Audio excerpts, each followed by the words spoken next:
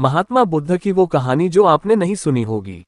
गौतम बुद्ध को भारत के महान आध्यात्मिक गुरुओं की सूची में गिना जाता है, जिनके द्वारा दिए गए शांति, भाईचारे और आध्यात्म के उपदेश हमें आज भी प्रेरित करते हैं।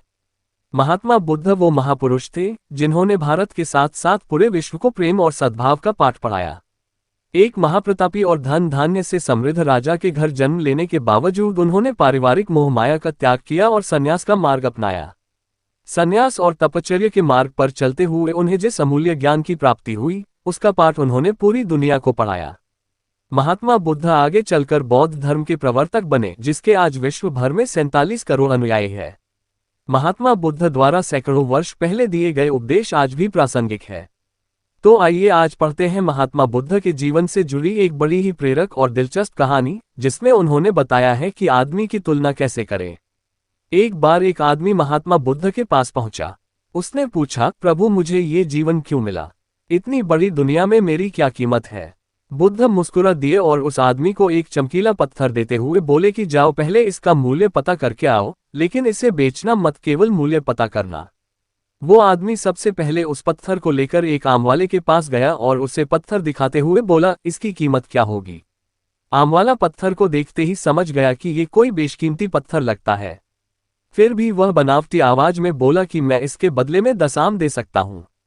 आदमी वहां से चला गया और एक सब्जी वाले का पास पहुंचा, जिसने कहा कि मैं इसके बदले एक बोरी आलू दे सकता हूं। अब उस आदमी को ये मालूम पड़ चुका था कि ये पत्थर वाकई में कीमती है, और फिर वो उसे लेकर एक हीरे के व्यापारी के पास पहुंचा। व्यापारी पत्थर को देखकर अचंभित रह गया। उसने कहा कि मैं तुम्हें इसके बदले 10 लाख रुपए दे सकता हूं। आदमी महात्मा बुद्ध के पास जाने के लिए मुड़ा ही था कि व्यापारी ने आवाज लगाई कि मैं तुम्हें इसके बदले में 50 लाख रुपए देने को भी तैयार हूं। लेकिन आदमी नहीं रुका। व्यापारी ने गिड़गिड़ाते हुए फिर आवाज लगाई कि तुम मुझे बस वो हीरा दे दो, बदले में तुम जितना धन चाहो मैं देने के लिए तैयार हूं। आदमी नहीं माना और महात्मा बुद्ध के पास लौट गया और उन्हें पत्थर वापस करते हुए पूरा वृतांत कह सुनाया।